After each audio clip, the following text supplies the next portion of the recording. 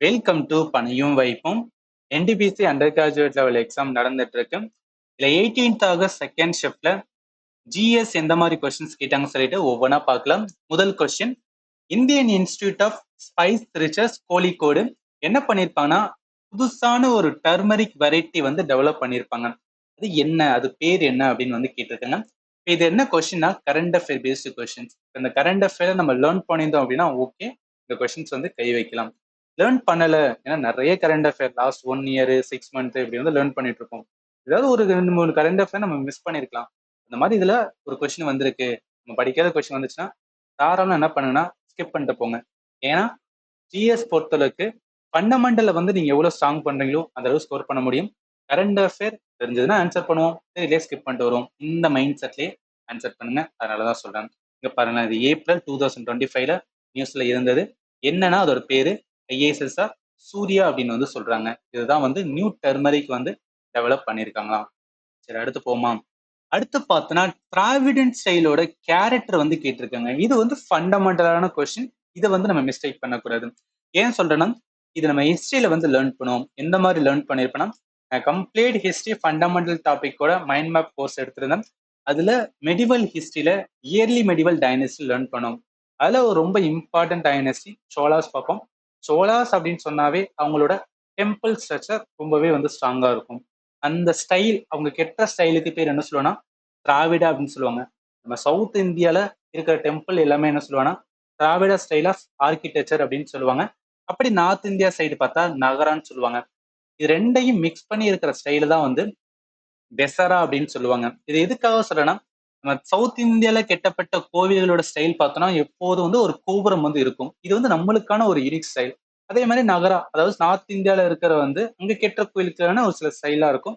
நம்ம கேள்வியில என்ன கேட்டிருக்காங்கன்னா திராவிடா ஸ்டைலோட ஒரு யூனிக் கேரக்டர் என்னன்னா கோபுரம் இருக்கிறது. அதனால ஆன்சர் கோபுரம் தான் வரும். அடுத்து பாருங்களேன், இடபிள்யூஎஸ் எக்கானமிலி பேக்வர்ட் கிளாஸஸ்க்கு 10% ரிசர்வேஷன் கொண்டு வரதுக்கான கான்ஸ்டிடியூஷனல் அமெண்ட்மெண்ட் கொண்டு வந்திருப்பாங்க. அது எந்த அமெண்ட்மெண்ட் அப்படின்னு வந்து கேட்டிருக்காங்க. இப்ப என்னன்னா ஒரு 6 அமெண்ட்மெண்ட் வந்து ரொம்ப ரொம்ப இம்பார்ட்டன்ட் சொல்லுவாங்க. அதாவது 101ல இருந்து 106 வரைக்கும். 101 அப்படின்னு சொன்னாவே நீங்க என்ன ஞாபகத்துலன்னா ஜிஎஸ்டி ஞாபகத்துல வரணும். 102 அப்படின்னு சொன்னாவே national commission for backward classes. இது ஒண்ணு கிடையாது, ஒரு டிபார்ட்மெண்ட் மாதிரி இருப்பாங்க. அந்த டிபார்ட்மெண்ட்டுக்கு என்னன்னா கான்ஸ்டிடியூஷனல் ஸ்டேட்டஸ் கொடுக்கறதுக்காக என்னன்னா இந்த அமெண்ட்மெண்ட் வந்து கொண்டு வந்துருவாங்க. அடுத்து 103 economically weaker section EWS 10% reservation கொண்டு வருது. இது எப்படி நீங்க ஞாபகத்துல வச்சுக்கோன்னா இங்க 103ல தேர்டு அப்படின்னு இருக்கா, இங்க இடபிள்யூஎஸ் இதுன்னா 3 வார்த்தை இருக்கா, ஸோ அதனால தேர்டு 3 வார்த்தை வரணும்னு சொல்லி சும்மா கனெக்ட் பண்ணிக்கலாம். 104 எது சம்பந்தப்பட்டதுன்னு கேட்டீங்கன்னா ஆங்கிலோ இந்தியன் கம்யூனிட்டிக்கு ரிசர்வேஷன் எதுனா லோக்சபா அண்ட் வந்து ஸ்டேட் அசம்பிளில கொடுத்துருப்பாங்க. அதை கேன்சல் பண்றோம், டிஸ்கண்டினியூ பண்றோம்னு சொல்லியிருப்பாங்க. And also schedule caste and schedule ட்ரைப்புக்கு ரிசர்வேஷன் வந்து நாங்கள் எக்ஸ்டெண்ட் பண்றோம் இன்னொரு 10 வருஷம் அப்படின்னு வந்து சொல்லியிருப்பாங்க. அதனாலதான் வந்து லோக்சபால மொத்தம் வந்து மேக்ஸிமம் சீட் வந்து 552 இருக்கும். இந்த ஆங்கிலோ இந்தியன் கம்யூனிட்டி டிஸ்கண்டினியூ பண்ணதுனால தான் இப்ப மேக்ஸிமம் சீட் வந்து 550. ஜஸ்ட் ஞாபகத்தில் வச்சுங்க. அடுத்து வாங்க, 105 இது சம்பந்தப்பட்டதுன்னா இப்ப சோசியலி அண்ட் வந்து எஜுகேஷனல் பேக்வர்ட் கிளாஸ், அதாவது பேக்வர்ட் கிளாஸஸ்க்கான வந்து யாரு கண்டுபிடிக்கணும், அதாவது ஒரு பீப்புள் வந்து நீங்க பேக்வர்ட் கிளாஸ் அப்படின்னு சொல்லிட்டு அந்த ஸ்டேட்டஸ் அந்த சர்டிபிகேட் வாங்குறோம் பாத்தீங்களா, அந்த பவர் யாருகிட்ட இருக்குன்னா ஸ்டேட் கவர்மெண்ட் இருக்குன்னு சொல்லிட்டு அந்த பவரை ரீஸ்டோர் பண்றதுக்காக ஒரு அமெண்ட்மெண்ட் கொண்டு வந்திருப்பாங்க. அதான் 105. 106 எதை பத்தி வரும்னா உமனுக்கு வந்து reservation in Lok Sabha and state assembly 1/3 reservations வந்து கொண்டு வந்திருப்பாங்க. ரொம்ப ரொம்ப இம்பார்ட்டன்டான அமெண்ட்மெண்ட். எந்த ஆர்டிக்கலை இது மாடிஃபை பண்ணா ஆர்டிக்கல் வந்து 239AA சொல்லுவாங்க. ஞாபகத்துல வச்சுக்கேன். இது எல்லாமே இம்பார்ட்டன்ட் கேட்டுட்டு இருக்காங்க, அதனாலதான் சொல்றேன். சரி, அடுத்து போமா. அடுத்த கொஸ்டின்ஸ் பார்த்தோம்னா இந்த கொஸ்டின் பார்த்துரும் 103 தான் வந்து கரெக்டான ஆன்சர் வரும். ஏன்னா இடபிள்யூஎஸ் கொஸ்டின் வந்து கேட்டிருந்தாங்க. அடுத்து வாங்க. அடுத்து என்ன கேள்வி கேட்டிருக்கேன்னா control plus S in computer என்ன இதுக்கு வந்து யூஸ் பண்றதுன்னு கேட்டிருக்காங்க. இது ஈஸியான கொஸ்டின், அதாவது நம்ம வந்து லேர்ன் பண்ணாலும் ஆன்சர் பண்ணலாம். பட் நம்மளோட ஷிஃப்ட்ல இந்த மாதிரி கேட்பாங்கன்னு சொல்ல முடியாது. கம்ப்யூட்டர் கம்ப்ளீட் சிலபஸ் வந்து நம்ம வந்து டீச் பண்ணியிருந்தோம். இது எதுல வரும் அப்படின்னா கம்ப்யூட்டர் சிலபஸ்ல ஃபேக்ட்ல பார்ட் 2, அதாவது ஷார்ட்கட்ஸ் கீ, மைக்ரோசாஃப்ட் ஆஃபீஸோட ஷார்ட்கட்ஸ் கீ அப்படின்னு சொல்லி நம்ம லேர்ன் பண்ணோம். இந்த வேர்ட்ல பார்க்கும்போதுலேயே பாருங்களேன், என்ன அப்படின்னு பார்த்தோன்னா control plus O, control plus N, control plus S, control plus W, இந்த மாதிரி வந்து என்னெல்லாம் வந்து எம்எஸ் வேர்டோட கமாண்ட் இருக்கு, அதே மாதிரி வந்து பவர் பாயிண்டோட கமாண்ட் இருக்கு, எக்ஸலோட கமாண்ட் இருக்குன்னு சொல்லி நம்ம டீட்டெயிலாக லேர்ன் பண்ணுவோம். இந்த இடத்துல என்ன கண்ட்ரோல் பிளஸ் வந்து எஸ் வந்து கொடுத்தனால ஈஸியாக என்ன பண்ணிடலாம்னா ஆன்சர் பண்ணிடலாம். சிலது வந்து அந்த வேர்டு வச்சு நம்மளால இது பண்ண முடியும். ஓ அப்படின்னா என்ன, ஓப்பன் அப்படின்னு சொல்லலாம். என்னன்னா நியூ, நியூ வந்து கிரியேட் பண்றோம். எஸ்னா சேவ், டவுலி மீன்ஸ் வந்து க்ளோஸ் பண்றது. இந்த மாதிரி வேர்டு வச்சு கூட வந்து ஞாபகத்தில் வச்சுக்கலாம். இம்பார்ட்டன்ட், மறந்துடாதீங்க. அடுத்து பாருங்க, மெடிடேரியன் ரீஜன்ல என்ன டைப் ஆஃப் ஃபாரஸ்ட் வந்து வளரும் அப்படின்னு கேக்குறாங்க. இது வேர்ல்டு மேப், அதாவது வேர்ல்டு லெவல்ல இருக்கிற வந்து ஃபாரஸ்ட் வச்சு வந்து கேட்டிருக்காங்க. Sub and mixed deciduous forest இந்த மாதிரி இருக்கு கொஸ்டின் கேட்டிருக்காங்க. உட்காந்து போய் என்ன அப்படின்னா மெடிடேரியன் ரீஜன் அந்த மாதிரி என்னெல்லாம் ரீஜன் வேர்ல்ட்ல இருக்கு அது எல்லாத்தையும் உட்காந்து நான் பார்த்துட்டு இருந்தேன்னு வச்சுக்கலாம். இது ரொம்ப வந்து என்னன்னா யூஸ்ஃபுல்லா இருக்கும் அப்படின்னு சொல்ல முடியாது. ஏன்னா மெஜாரிட்டி ஆஃப் த கொஸ்டின் ஜியாகிரபில எதை வச்சு தான் கேட்பாங்கன்னா நம்ம இந்தியன் பிசிக்கல் ஜியாகிரபி, இந்தியாவோட மேப் ரீடிங் தான் வந்து நிறைய கேட்பாங்க. பட் 1 or 2 கொஸ்டின் இந்த மாதிரி வருது, என்னன்னு மட்டும் தெரிஞ்சுக்கலாம்.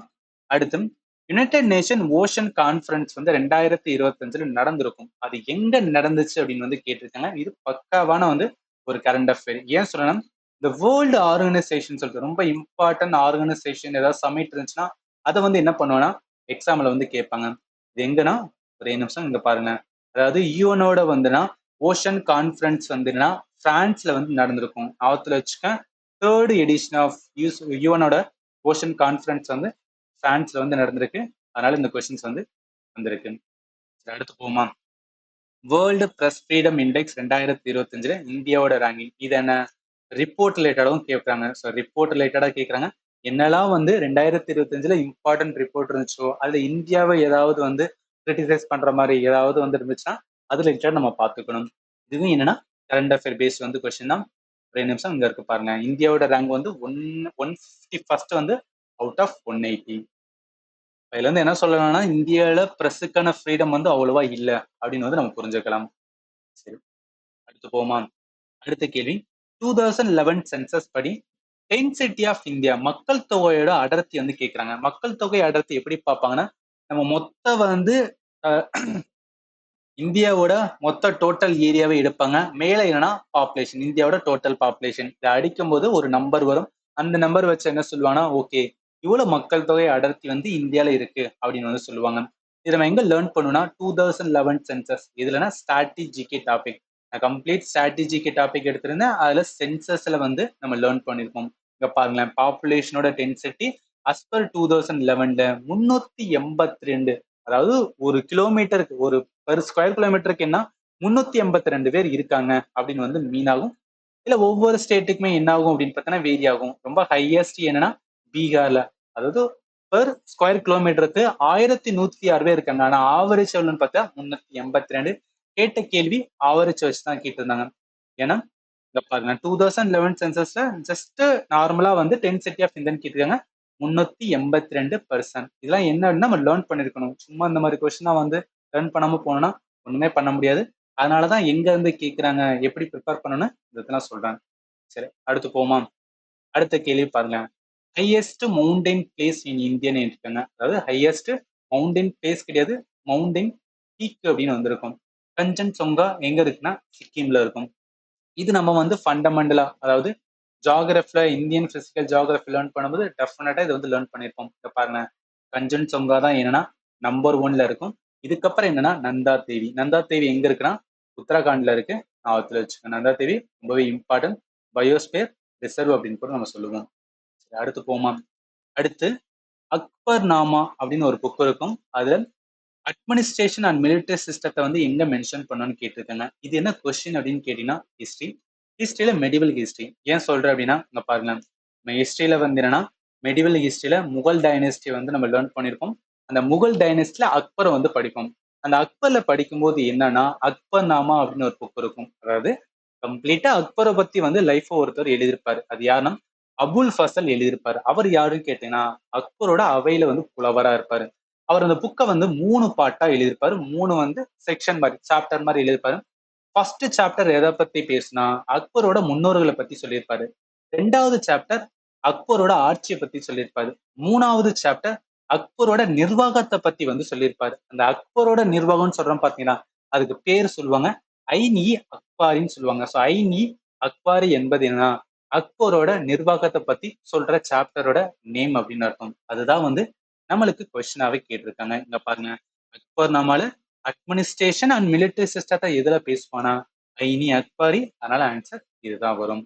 அடுத்த கேள்வி, 2011 சென்சஸ்ல அர்பன் பாப்புலேஷனோட பர்சன்டேஜ் எவ்வளவுன்னு கேக்குறாங்க. அகைன் என்ன, சென்சஸ்ல தான் வந்து கொஸ்டின் வந்து கை வச்சிருக்காங்க. ஸ்ட்ராட்டஜிக்கே ரொம்ப இம்பார்ட்டன்ட் ப்ளே பண்ணும். எந்த ஒரு சென்ட்ரல் கவர்மெண்ட் எக்ஸாம் இருந்தாலும் இதுலயும் வந்து ப்ளே இருக்கு. நம்ம சென்சஸ்ல வந்து என்ன, ரூரல் அண்ட் அர்பன் பாப்புலேஷனை பார்ப்போம். அர்பன் பாப்புலேஷன் எவ்வளவு இன்க்ரீஸ் ஆகுன்னு பாருங்க. 1991ல 17.3% தான் இருந்திருக்கு. ஆனா 2011 பார்க்கும்போது 31.2% என்ன இருக்குன்னா இன்க்ரீஸ் ஆயிருக்கு. 17ல இருந்து 31க்கு வந்து போயிருக்கு. நம்மளுக்கு கேட்ட கேள்வி 2011ல அர்பனோட பாப்புலேஷன் பர்சன்டேஜ் கேட்டிருக்காங்க. இதுதான் கேட்டாங்க. அப்ப 31 அப்ராக்சிமேட்டா பார்த்தோம்னா 31% அப்படின்னு வரணும், ரைட்டா? ஸோ 31% தான் இந்த கொஸ்டினுக்கு ஆன்சர். எஸ், 31% தான் இந்த கொஸ்டின். எல்லாமே லேர்ன் பண்ணியிருக்கணும். அகைன் அகைன் சொல்றதுக்கான ரீசன் வந்து அப்கமிங்ல இருந்துச்சுன்னா இந்த மாதிரி இதெல்லாம் நீங்க லேர்ன் பண்ணிருப்பீங்க. ஒரு வாட்டி ரிவிஷன் பண்ணிட்டு போங்க, ரொம்பவே யூஸ்ஃபுல்லா இருக்கும். சரி, அடுத்து போமா. அடுத்த கேள்வி பாருங்களேன். இந்திரா எக்ஸசைஸ் அப்படின்னு இருக்கு. அது யார் யாருக்கு நடந்து கேட்டிருக்காங்க. இது என்னன்னா என்டிபிஎஸ்ல ஒரு பேட்டர்ன். அதாவது டிஃபென்ஸ்ல வந்து என்ன அப்படின்னு பார்த்தா, இந்த எக்ஸசைஸ் வச்சு வந்து கேட்கறாங்க. நல்லா கவனிங்க. ரஷ்யாவோட எக்ஸசைஸ் வந்து இந்திரா. நான் டீட்டெயிலா என்னெல்லாம் வந்து எக்ஸசைஸ் இருந்துச்சு, யார் யாரோட சம்மந்தப்பட்டதுன்னு சொல்லிட்டு கம்ப்ளீட் லிஸ்ட் வச்சிருக்கேன். ஜஸ்ட் ஒரு வாட்டி பாஸ் பண்ணிட்டு என்ன பண்ணீங்கன்னா ரீட் பண்ணிக்கங்க. ரொம்ப ரொம்ப இம்பார்ட்டன்ட். சரி, அதனால இந்த கொஸ்டினுக்கு ஆன்சர் இந்திரா எக்ஸசைஸ் யாரோடனா இந்தியாவுக்கும் ரஷ்யாவுக்கும். அடுத்து பார்ட் பெயிண்டிங். பார்ட் பெயிண்டிங் எந்த ஸ்டேட்டோ சம்பந்தப்பட்டது அப்படின்னு கேட்டுக்கோங்க. ராஜஸ்தான். இது என்னன்னு கேட்டீங்கன்னா ஃபோக் பெயிண்டிங். அதாவது ஸ்ட்ராட்டஜிக்கல இருக்கிற டாபிக் தான் வந்து ஃபோக் பெயிண்டிங் அப்படின்னு நம்ம லேர்ன் பண்ணுவோம். ஒவ்வொரு ஸ்டேட்ல என்னென்ன பெயிண்டிங்லாம் இருக்குன்னு லேர்ன் பண்ணுவோம். அதுல பார்ட் பெயிண்டிங் ரொம்பவே இம்பார்ட்டன்ட். எந்த ஸ்டேட்னா ராஜஸ்தான். இதுதான் பார்ட் பெயிண்டிங். இதுல இந்த பெயிண்டிங்ல எதெல்லாம் வந்துன்னா தீமா இருக்கணும், ரிலிஜியஸ் ஸ்டோரி. அதாவது ராஜஸ்தான்ல இருக்கிற வந்துன்னா அவங்களோட லோக்கல் சொந்த கதைகள்லாம் இருக்கும் பாத்தீங்கன்னா, அதெல்லாத்தையும் என்ன பண்ணுவாங்க அப்படின்னு பார்த்தீங்கன்னா, இந்த மாதிரி ஒரு ஸ்டோரியா வந்து கன்வே பண்ணுவாங்களாம். ஞாபகத்துல வச்சுங்க. அடுத்து போமா. அடுத்த கேள்வி, ஆர்டிகல் 48A இந்தியன் கான்ஸ்டியூஷன் எதை பத்தினு கேட்டிருக்காங்க. ஆர்டிகல் 1ல இருந்து ஆர்டிகல் 51A வரைக்கும் வந்து ரொம்பவே இம்பார்ட்டன்ட், மனப்பாடம் பண்ணிக்கணும்னு சொல்லுவாங்க. அதே மாதிரிதான் இந்த ஆர்டிகல் கேட்டிருக்காங்க. ஆர்டிகல் 48A எதை பத்தி பேசுனா, environmental protection of wildlife பத்தி தான் வந்து பேசும். டைரக்டிவ் பிரின்சிபல் இருக்கும், ஞாபகத்துல வச்சுங்க. அடுத்து பஞ்சாயத்து ஆர்கனைசேஷன் சம்பந்தப்பட்ட அமெண்ட்மெண்ட். பஞ்சாயத்துன்னு சொன்னாவே 73 வரும். அதே முனிசிபாலிட்டின்னு சொன்னாவே 74 வரும், ஞாபகத்துல வச்சலாம்.